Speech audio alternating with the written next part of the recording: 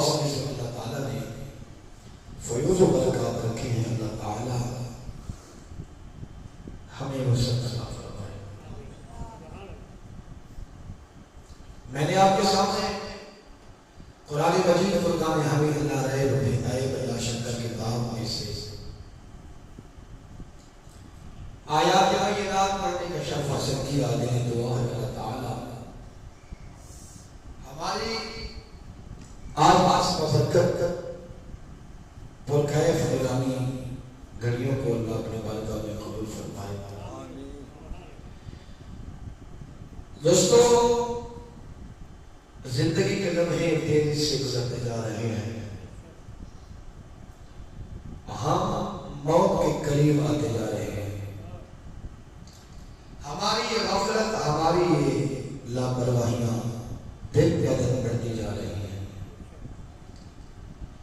ہم دین سے دور ایسا ایسا ہوتے جا رہے ہیں۔ وہ بھی دورہ تھا جب علم کرنے کے لیے، علم سیکھنے کے لیے، علم سیکھنے کے لیے، علم پڑھنے کے لیے لوگ دور دراز سفر کرتے تھے۔ علم کی قدردان مفتیان کرام علماء سے مسائل پوچھنے کے لیے دور دراز کا سفر کر کے علم کرنے کے لیے، علم سیکھنے کے لیے، مسئلہ پوچھنے کے لیے حاضر ہوتے تھے۔ اور علماء مفتیان کرام اتنی نایاب ہوتے تھے کہ کئی کلومیٹر سفر کرنے کے بعد پتہ لگتا کہ فلاں پہ ایک عالم دین ہے، اور ان میں اخلاص، ان میں پیار، ان میں محبت، ان میں خلوص، ان میں دینداری آتی ہوتی تھی۔ جب وہ دین کا مسئلہ بتاتے تھے تو گویا وہ علم اور عمل کا پیکر نظر آتے تھے۔ اور جب سے یہ دین کی تبلیغ عام ہوئی، لوگوں کے دلوں میں ایسا دین کی محبت کم ہوتی جا رہی ہے۔ آپ حالات دیکھتے ہیں، اگر آپ کچھ وقت پہلے میں دیکھیں گے، استاد اور ماں باپ کا درجہ دیا جاتا تھا۔ یہ اتنے بزرگ بیٹھے ہیں، سے پوچھیں، استاد اور ماں باپ کا درجہ دیا جاتا تھا، بلکہ اس سے قدر کی جاتی ہے۔ استاد سامنے آ جاتا تو اگر بچے کے والدین کو رشتہ دار عزیز و اقربا بیٹھے ہوتے تو فوراً سب کھڑے ہوئے ہوتے کہ یہ ہمارے بچوں کا استاد ہے۔ اور جب تک وہ کھڑا رہتا کوئی بھی فیملی میں بندہ نہ بیٹھتا۔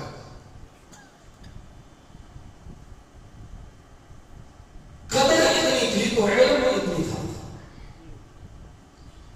اور جب سے سوشل میڈیا، بد مذہب لوگ، بد عقیدہ لوگ عام ہو گئے تھے، انہوں نے طرح طرح کے فتنے پھیلانا شروع کر دیے۔ اب استاد کی قدر تو دور کی بات ہے، اس صحابہ رسول کی قدر بھی بھول گئے۔ کہیں آل بیت کی گستاخیاں، کہیں اصحاب رسول کی گستاخیاں، کہیں علماء کی توہین۔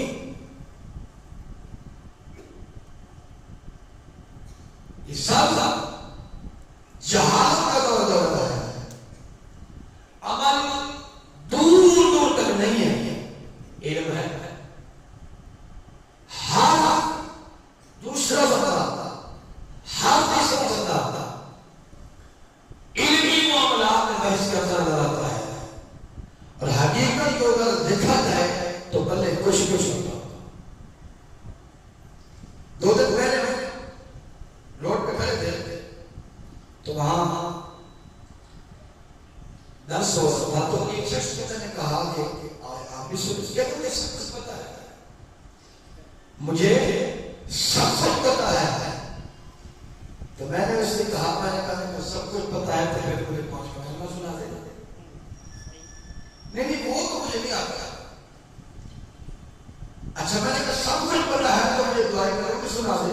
نہیں وہ مجھے نہیں آتی۔ تو میں نے کہا اب میں تو سب کہہ رہا تھا کہ یہ جو درس دے رہے ہیں مجھے ان سے زیادہ پتا ہے، مجھے سب پتا ہے، تو آدھا مجھے 5واں کلمہ نہیں پتا، مجھے سب کچھ ہے۔ کہتے حضرت مجھے بس 2 کلمے آتے ہیں، بس تیسرا کلمہ آدھا آتا ہے، تیسرا کلمہ آدھا آتا ہے، آدھا سب کچھ ہے۔ یعنی دیندار پر اعتراض کرنا اتنا آسان تھا، اتنا آسان ہے دیندار پر اعتراض کرنا، کلمہ نہیں سمجھ جاتا۔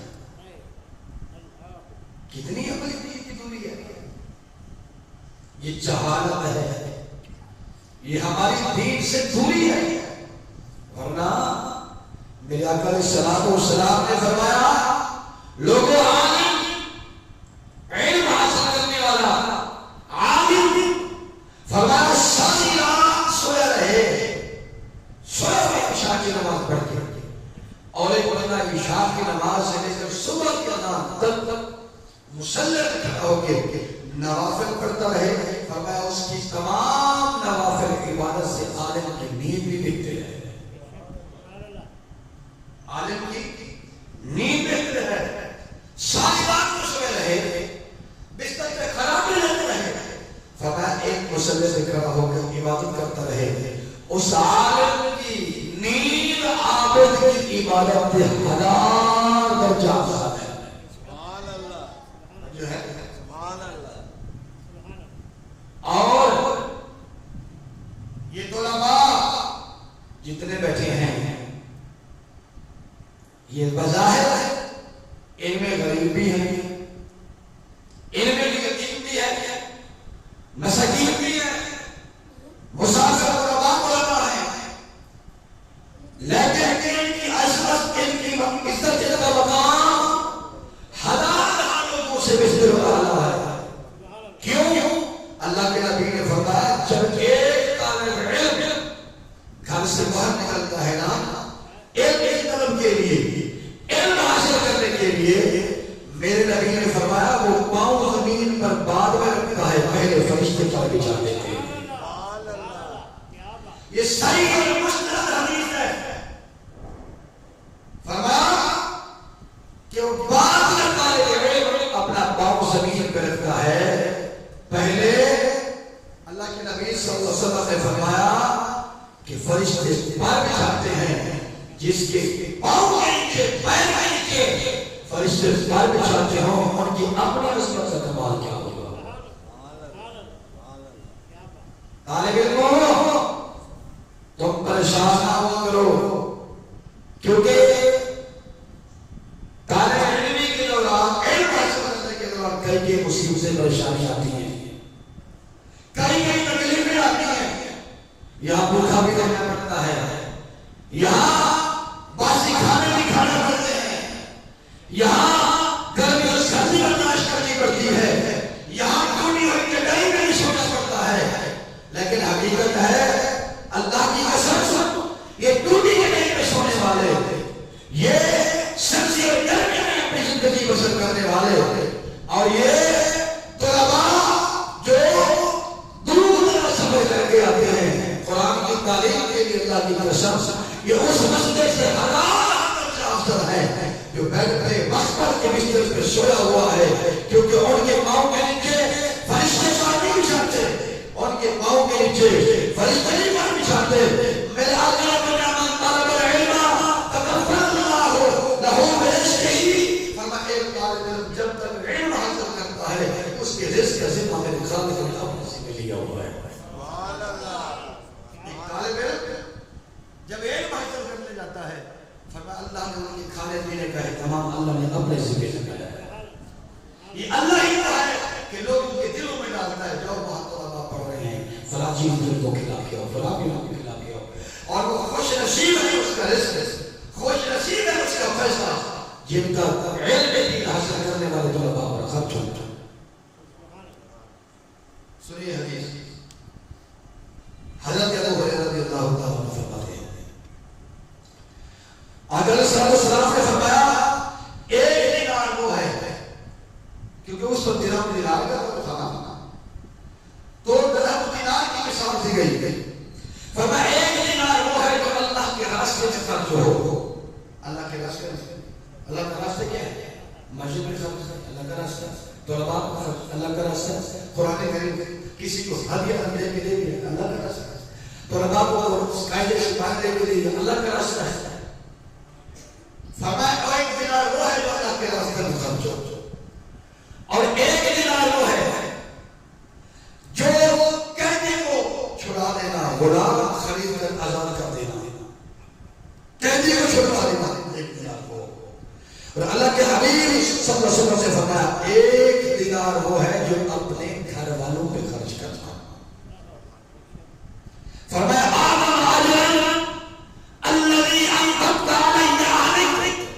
میرے آقا نے فرمایا یہ تینوں دینار، ایک اللہ کے راستے میں خرچ ہونے والا، ایک غلام پہ خرچ ہونے والا، ایک مسکین پہ خرچ ہونے والا، اور چوتھا دینار وہ ہے اللہ کے نبی نے فرمایا جو اپنے گھر والوں پر، ماں باپ پر بھی بچوں پر خرچ کرتا ہے۔ میرے آقا نے فرمایا سب سے افضل دینار وہ ہے جو تم نے اہل خانہ پہ خرچ کی جائے۔ سبحان اللہ، سبحان اللہ۔ اپنے اہل خانہ کتنے کمرے ہیں ہمارے لوگ،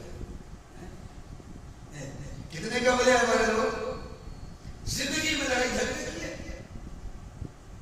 اور جب مر گیا تو کہا مجھے تم بتانا چاہا تھا میں پڑھوں گا، ساری زندگی بلاتے رہے، بولا تک نہیں، اور مر گیا کہ جنازے کو پہلی شب سے، جنازے کی پہلی شب سے چلا گیا، اے کم بختہ ساری زندگی بلاتا رہا ہے، اب جنازے کی پہلی شب سے کرو کہ وہ جنازہ پڑھنے کو تیرے پڑھنے سے کیا فرق پڑے گا، کیا فرق پڑے گا؟ توجہ ہے نا؟ سبحان اللہ۔ ایک بندے نے سودا کیا، پیسے ہو گئے، میعاد مقرر ہو گئے کہ فلاں دن پیسے آپ سودا کی جائیں گے، کسی وجہ سے وہ لیٹ ہو گیا، 15 دن لیٹ ہوئے، کتنے؟ 15 دن پیسے لیٹ ہوئے، تو حاجی صاحب سیدھا سیدھا عمرہ کر کے جب پاکستان پہنچے جس سے رابطہ کی بھائی پیسے نہیں تھے، انہوں نے کہا حاجی صاحب ایک تو آپ نہیں تھے، اوپر میرے پاس پیسے لیٹ ہو گئے ہیں۔ فرمایا حاجی صاحب سے فرمایا 15 دن آپ لیٹ ہو گئے ہو تو لہذا 5 لاکھ روپے اضافی لے کے آیا۔ کتنے؟ 5 لاکھ روپے اضافی لے کے آنا۔ اس نے کہا کیوں؟ کہا یہ آپ نے مجھے پیسے لیٹ دیے ہیں، لہذا اگر میں مجھے موقع پہ لیتا تو میں کاروبار کرتا، میں گولڈ سونا خرید لیتا، لہذا 5 لاکھ کا مجھے نفع کا اس وقت ریٹ یہ تھا، آج ریٹ رہ گیا تھا 5 لاکھ میرے زیادہ بڑھتے کو دے دیجیے۔ جب دینے والے نے دیکھا کہ حاجی صاحب کی داڑھی بھی پوری ہے، حاجی صاحب کی داڑھی بھی پوری ہے، نمازیں بھی پوری ہیں، عمرہ بھی کر کے آیا ہوا ہے، تو اس نے کہا ہوا ہے مہربان بس کر دے، ابھی ابھی جو عمرہ کر کے روزہ رسول سے آیا ہے اور حال میرے یہ ہے تو سود سے بچ لیتا ہے۔ کہا عمرہ اپنی جگہ، کاروبار اپنی جگہ، عمرہ اپنی جگہ، کاروبار اپنی جگہ۔ مسجد میں آ کے نماز تو نہ پڑھ سکے، مسجد کے نمازی نہ پڑھ سکے، ماں باپ کی خدمت نہ کر سکے، دعا مانگنے وہاں پہنچ گئے۔ توجہ ہے؟ مسجد کی نماز تو نہ پڑھ سکے، باپ باپ کی نماز تو نہ پڑھ سکے، ماں باپ کی خدمت تو نہ کر سکے، رزق حلال تو نہ کما سکے، دعا مانگنے وہاں پہنچ گئے۔ اجتماعی دعائیں بخشش کریں گے تو بخشے مجھے۔ سنو 5 لاکھ بندہ کیا 5 لاکھ اکٹھا کر لے، 5 کروڑ اکٹھا کر لے، اگر رزق حرام ہے، سود خور ہے، ناپ توڑ میں کمی کرتا ہے، جواری ہے، دائی بھاجے کے رکھتا ہے، تو پھر تیری نہ دعا فائدہ دے گی نہ تیری نماز فائدہ دے گی۔ کچھ نہیں ہے، جوا بھی کھیلے، پتے بھی کھیلے، ماں باپ کو بھی بلائے، لوگوں کا حق بھی کھائے، ناپ توڑ میں کمی بھی کرے، اور پھر کہتے ہیں اجتماعی دعا فائدہ دے گی، کچھ فائدہ نہیں دے گی۔ دعا اس وقت فائدہ دے گی جب دعا کا بتانے والے رسول کی فرمان پہ عمل کرے گا۔ تو سنا بولو کوئی حق تو نہیں آ اونچی آواز سے اگر اعلیٰ دینار کون سا ہے جو میاں بیوی پر، بیوی بچوں پر، اپنی اولاد پر خرچ کرو، وہ سب سے اعلیٰ۔ ہمارے پاس کپڑے بھی ہوں گے، اچھا میں نے وہ وقت بھی دیکھا ہے جب 2 سوٹ ہوا کرتے تھے، ایک دھوتے تھے، ایک سے نماز پڑھتے تھے، لیکن 5 وقت کے پکے نماز، 5 وقت کے پکے نماز۔ آج میرے سے کتنے سوٹ ہیں کسی کے گھر میں، لیکن جب نماز پڑھنے آتے ہیں، آج جمعہ ہے نا، جمعے کو چھوڑ کے جب نماز پڑھنے آتے ہیں تو شلوار اور قمیض اور دونوں نہیں دھلے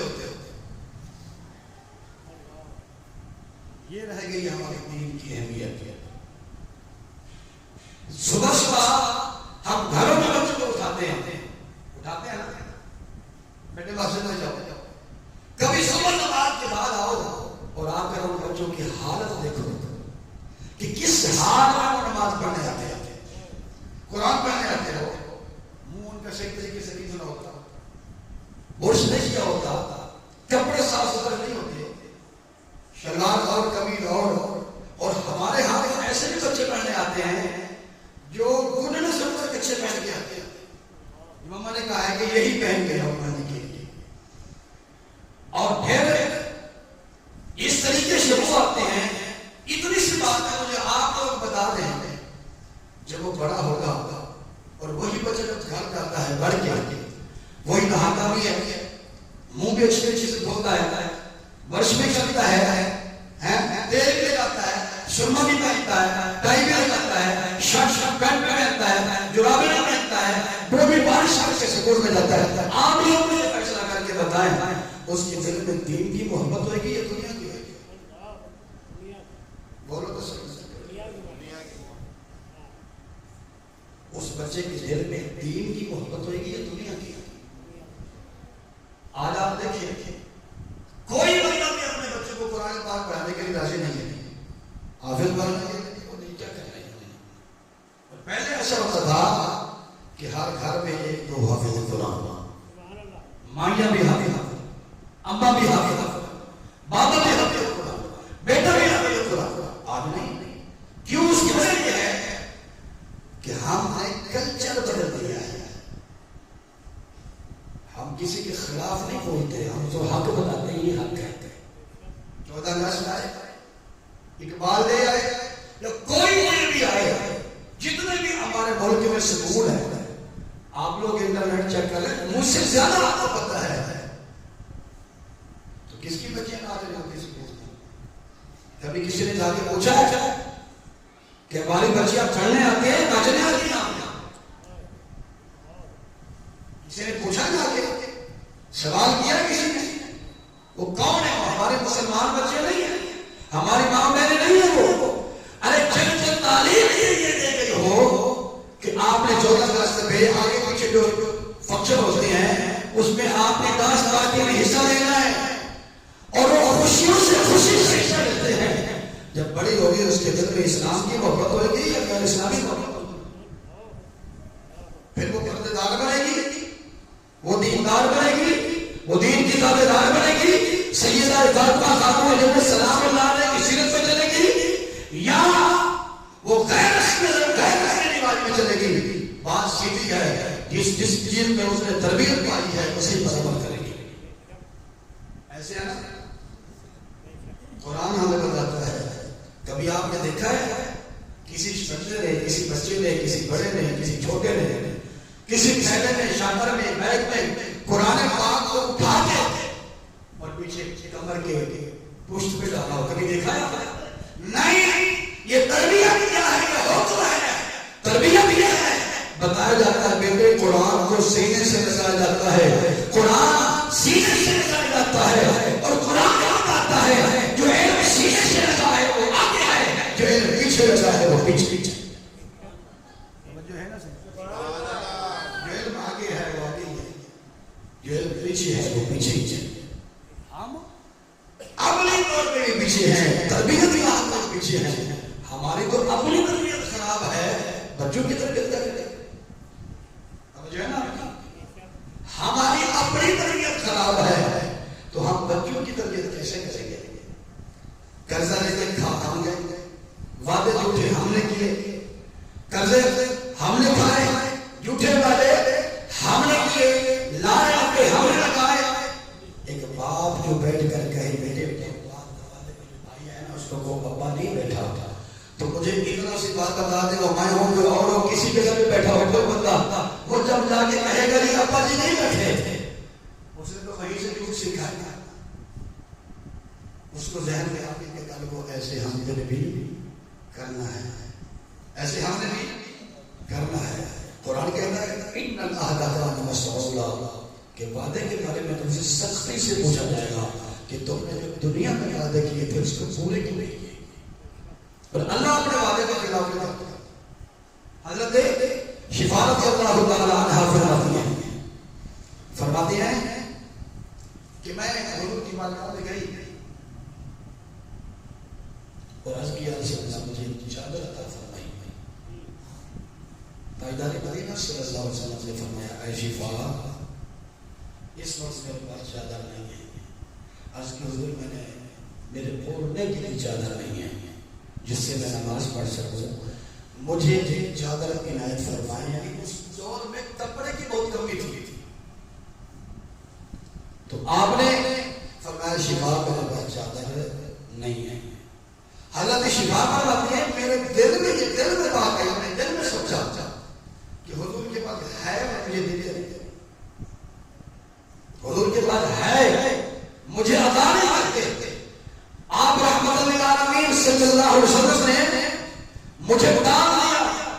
فرماتے ہیں نماز کا وقت ہوا تو میں اٹھی اور میں اپنے داماد کے گھر چلی گئی. اس کا نام تھا شرحبیل بن حسن, ان کے داماد کا نام تھا. فرماتے ہیں میں ان کے گھر چلی گئی.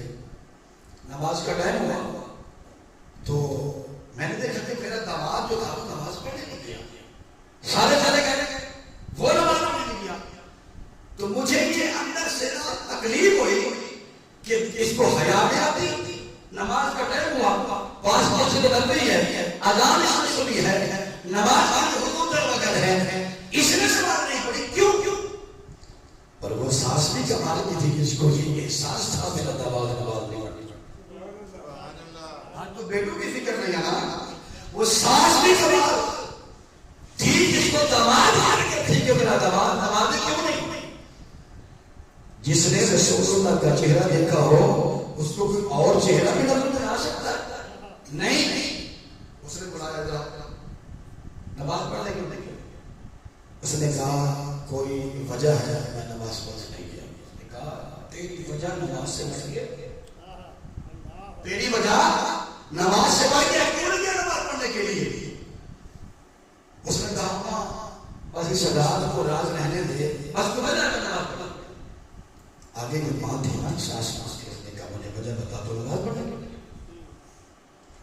اس نے کہا سن وجہ یہ ہے آپ سمجھ گیا کہ آپ پہ چوٹ لگے گی, دل پہ اثر ہو سکا. اس نے کہا بات یہ ہے کل میں رحمت کائنات صلی اللہ علیہ وسلم کے پاس گیا, میرے حضور نے مجھے فرمایا عائشہ حبیب تیرے پاس کوئی اضافی قمیض ہے, میرا قمیض پھٹ گیا ہے تو مجھے آریہ عربی میں کہتے ہیں آریہ ادھار دے دے تو میں اپنے قمیض کا انتظام کر کے تمہارا قمیض واپس کر دوں گا. رحمت کائنات کی زندگی کیسے گزاری ہے. کہتے ہیں کہ جب یہ بات ہوئی نا تو میرے دل میں ایسے بات لگی, میں نے اپنے آپ کو کہا ایسی بات کتنی غلط سوچ رکھتی ہے کہ تو نے یہ سوچا کہ مجھے حضور نے قمیض بھی عطا کی. حضور ڈال سے کام لے رہے ہیں اور رحمت کائنات تو یہ ہے کہ ان کے بعد قمیض بھی کافی نہیں ہے, پھٹے ہوئے قمیض ہے, پہنے ہوئے ہیں.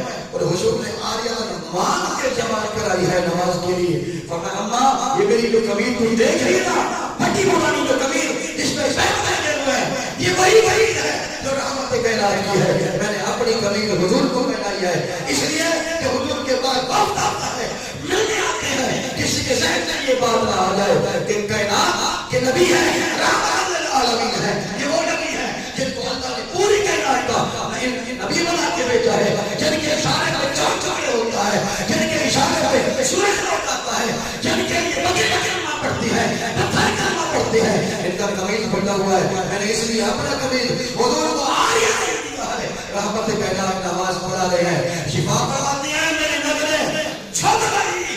اس دن مجھے خیال آیا جس نبی کو اللہ نے رحمت للعالمین بنا کے بھیجا ہے وہ امت کے لیے کتنا رحیم و کریم نبی ہے. ابھی بھی آپ کی آواز نہیں آئی حضور کی شان سے.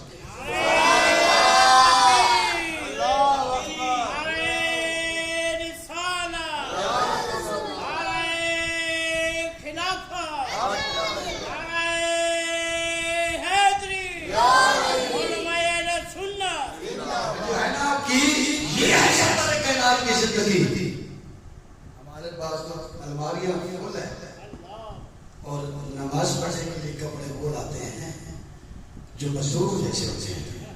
اب تو آتے ہیں میرے فرق آپ بھی جائیں تو احساس لگانے آتے ہیں، نماز پڑھ کے بھی ہم احساس لگاتے ہیں کہ ہم اپنی موجودگی کا احساس کرواتے ہیں کہ ہم بھی بیٹھے ہیں، ہم بھی یہاں بیٹھے ہیں۔ سنیں تو حضرت شفا کرواتے ہوئے نظریں جھک گئے اور اس دل کی کیفیت کیا ہوگی جس کو یہ پتہ لگا، جس کو یہ پتہ لگا کہ حضور نے آدھی اللہ نے قمیض بھیج کے ایک جماعت کرائی ہے۔ اعلیٰ حضرت کیا فرماتے ہیں؟ فرماتے ہیں مالک کونین ہیں پاس کچھ رکھتے نہیں۔ توجہ ہے نا آپ کی؟ مالک کونین ہیں، کیا کہا اعلیٰ حضرت نے؟ کہا مالک کونین ہیں، شان و مقام مرتبہ یہ ہے کہ اگر وہ سر اٹھا لے، سر ایک مرتبہ قرآن کہتا ہے، قرآن کہتا ہے ایک مرتبہ سر اٹھائے، دل میں خیال آئے اور نماز پڑھتے پڑھتے نا میری طرف دیکھیں، نماز پڑھتے پڑھتے ایسے دیکھیں اللہ ہمارا قبلہ بیت الحرام نہیں ہونا چاہیے۔ نماز پڑھتے پڑھتے ان کو خیال آیا کہ اللہ ہمارا قبلہ جو ہے مسجد حرام ہونی چاہیے، یہودی تانے دیتے ہیں تو جبریل اسی وقت قرآن لے کے رہتے ہیں محبوب انتظار کس چیز کا ہے، ابھی آپ چہرہ اپنا بیت الحرام مسجد حرام کی طرف کر لے، اے حبیب ہم نے تمہارے قبلہ اسی کو بنا دیا۔ جن کی شان یہ ہو، جن کا مقام یہ ہو کہ زمین پہ کھڑے ہو کے ایسے اشارہ کریں ایسے اور چاند تو ٹکڑے ہو جائے۔ اس نبی نے زندگی کیسے گزاری ہے، اس نبی رحمت نے زندگی کیسے گزاری ہے۔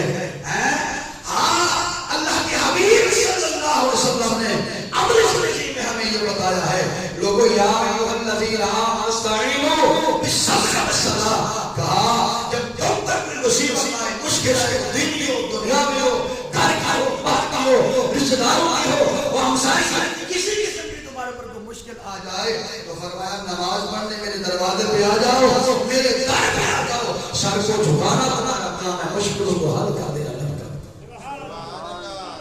توجہ ہے نا آپ کی؟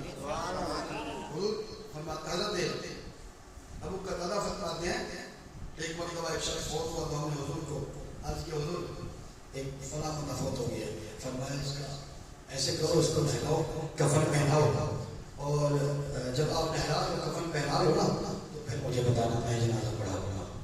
کہتے ہیں ہم نے نہلایا، کفن پہنایا تو ہم نے حضور کی بارگاہ میں عرض کی حضور تیاری ہو گئی، فرماتے ہیں اس کو توجہ ہے نا آپ کی سبحان اللہ، اس وجہ سے میں سمجھ جاتا ہوں کہ آپ کی توجہ میری طرف ہے۔ سبحان اللہ کہتے ہیں جب جنازہ ہم اٹھا کے قدموں پہ آ رہے ہیں تو چلتے چلتے یہ حدیث میں بالکل لفظ کوئی لفظ جو حدیث میں اسلام میں سامنے کھلی ہوئی ہے، کہتے ہیں حضور نے کہا جنازہ رکھو نیچے رکھو جنازہ، ہم نے جنازہ رکھ دیا تو حضور نے پوچھا اس کے اوپر کوئی قرض ہے، قرض تو نہیں اس کے اوپر؟ تو ایک صاحب سے کہا حضور اس کے اوپر نہ صرف 2 دینار قرض ہے۔ فرمایا یہ جنازہ رکھا ہوا ہے، تم جانو یہ جنازہ جانے، تم آپس میں اس کو پڑھ لو، تم میں سے کوئی بتائے آگے بڑھے اس کا جنازہ پڑھ لو، میں اس وقت تک جنازہ نہیں پڑھاؤں گا جب تک اس کے 2 دینار کو ادا کوئی نہیں کرے گا۔ ہم کتنے کھا گئے، کمیٹیاں کھا گئے، قرض لے کے کھا گئے، پتہ نہیں کیا کچھ، یہ تو چھوٹی چھوٹی باتیں ہیں نا، پتہ نہیں آپ کو اس ہاتھ سے نکل گئے جو ہاتھ نہیں تھی، ہم اس ہاتھ سے نکل گئے جو ہاتھ نہیں تھی۔ وہ حضرت قتادہ فرماتے ہیں میں نے ایسے کہا بھی کوئی تو ہوگا جو کہہ دے کہ میں دیتا ہوں، کوئی تو ہوگا۔ جب دیکھا نا کہ کسی نے بھی نہیں کہا تو میں نے عرض کی حضور اس کا دینار جو ہے میں ادا کر دیتا ہوں۔ فرمایا اٹھاؤ جنازہ پڑھنے پر جب جنازہ کا لے گئے تو جہاں جنازے پڑھے جاتے تھے، پڑھائے جاتے تھے، پھر حضور نے فرمایا اے مجھے بتا بس سن، اس کی ذمہ تم نے لیا ہے، تم نے اس کا ذمہ لیا ہے، اب وہ بری ذمہ ہو گیا تو مقروض ہو گیا۔ ہم جنازے کا نا بڑے دل کھول کے اعلان کرتے ہیں، بچے اور ذمہ مولوی صاحب اور سب اعلان کر دو، جب کوئی لینے والا آیا تو کہتے ہیں ہمارا پاس نہیں تھے، اس لیے کہ لے جاتے وہ قبرستان سے سویا ہوا، دیے بھی اسی کو تھے، لے بھی اسی سے لے، ہمیں کیا پتا تم نے لیے تھے نہیں لیے، ہمیں کیا پتا، لے لے اسے بعد میں مکر جاتے ہیں۔ اور ایک بات یاد رکھیں، اگر مردوں میں یہ اعلان کیا جاتا ہے تو عورتوں میں کبھی کسی نے اعلان کیا ہے؟ بیٹی کو چاہیے وہ بھی اعلان کرے نا عورتوں میں کہ ہماری ماں نے کوئی لین دین کرنا تھا، کسی چیز لینا دینا ہو، کہ عورتیں لین دین نہیں کرتی ہیں، عورتیں بھی تو کرتی ہیں نا لین دین، مردوں میں بھی اعلان ہوتا ہے تو عورتوں کا اعلان کون کرے گا؟ گھر میں کہنا چاہیے نا، اگر اسماعیل بی بی نے اپنے والد نے کسی نے کچھ لین دین کرنا ہے تو ہم دے دیں گے، اور جب اعلان جو بندہ اعلان کرتا ہے کہ ہم دینے کے لیے تیار ہیں تو اس کے ذمہ ہے جب تک وہ ادا نہیں کریں گے یہ قرض اسی پہ رہے گا. تو حضور نے فرمایا ہے کہتا تھا اب تیرے ذمہ ہو گیا ہے یہ قرض تو نے ادا کرنا ہے اب پڑھنے والا بری اسے مسلم. عرض کیا حضور ٹھیک ٹھیک. فرمایا 2 دن گزر گئے میں ایسے گلی میں آیا تو حضور بھی آ گیا. حضور نے مجھے روک لیا. فرمایا ابو کہتا تھا بتا وہ 2 دینار کا کیا بنا اس 2 دینار کا کیا بنا ہے. میں نے عرض کیا حضور ہمیں دے دیے. فرمایا دے دے جب تک تو نہیں دے گا اس کی روح کو تسکین نہیں ملے گی. دے دے جب تک تو نہیں دے گا نا اس کی روح کو سکون نہیں ملے گا. ادا کر. میں نے آج حضور میں دیتا ہوں. فرمایا میں نے وہ دے دیے. تیسرے دن مجھے حضور پھر ملے. فرمایا وہ 2 دینار کا کیا بنا. میں نے عرض کیا حضور وہ میں نے دے دیا ہے. فرمایا سن اگر تو نے دے دیا ہے تو اللہ نے اس کی جان کو فرحت اور خوشی بخش دی ہے. اللہ نے اس کو سکون دے دیا ہے. ساری زندگی قرض کھا کے چلے گئے لڑائیاں جھگڑا کر کے چلے گئے مار پیٹ کر کے چلے گئے اپنی دہشت پھیلا کے چلے گئے. کیا کر گئے کسی کا یہ چم چم کی بادشاہی تھی ختم ہو گئی. مرنے کے بعد کچھ کا کے نہیں رہے گا. بادشاہی جانے کے بعد بھی اسی کی رہے گی جس کے عمل اچھے اچھے اخلاق اچھا تھا. حضرت ابراہیم بن ادم رحمۃ اللہ علیہ ایک دن میں ایک زندگی بدل گئی. بادشاہ چھت پہ چلتا ہوا نظر کوئی آیا رات کو دیکھا پوچھا کون. اس نے کہا میں اللہ کا بندہ. کیا کر رہا ہے چھت کے اوپر. کہا اپنے اونٹ ڈھونڈ رہا ہوں. کہا اے کملیا کبھی چھتوں کے اوپر بھی اونٹ چڑھتے ہیں کبھی چھت کے اوپر بھی اونٹ چڑھے. یہ تو ہمیں بتا رہا ہے کہ چھت کے اوپر اونٹ چڑھ گئے ہیں. اس نے کہا سونے والے مخبل کے بستر پہ سونے والے نرم بستر پہ سونے والے اگر شاشائے پر کبھی اونٹ نہیں چڑھ سکتے تو بستر پر بھی خدا کا نہیں. اس ایک بات میں دل پہ ایسے دستک دی کہ زندگی بدل گئی. صبح اٹھ کے بادشاہی سے استعفا دے دیا. وزیر دیدے کو سیام مہربانی کرو کتھا. نے کہا ہم وہاں جائیں گے جہاں اللہ اس کے رسول کی رضا ہو. ہمیں بادشاہی سے چاہیے ہمیں یہ بادشاہی سے چاہیے ہمیں کوئی اور بادشاہی چاہیے. وہ درام ملتے کرتے رہے وہ شیشیں کرتے رہے. اگر اچھی بڑی مشکل سے بادشاہی کری ہے کیوں چھوڑ کے جا رہے ہو. کہا ہمیں یہ نہیں چاہیے. پھر نکل گئے جنگلوں میں اللہ اللہ کیا اللہ کو راضی کیا اللہ نے ایسا کرم فرمایا اللہ نے اپنا قرب عطا کیا. پھر ایک دن وہ ذرا وہ بشیر اس میں سے گزرا کہ آپ دریا کے کنارے بیٹھے ہوئے تھے اپنی جو قمیض تھی یا گزری تھی وہ سی رہے تھے سوئی سے سی رہے تھے. تو اس بادشاہ نے وزیر نے پوچھا سنا وسیم چنگے بیٹھے ہو توجہ ہے نا آپ کی.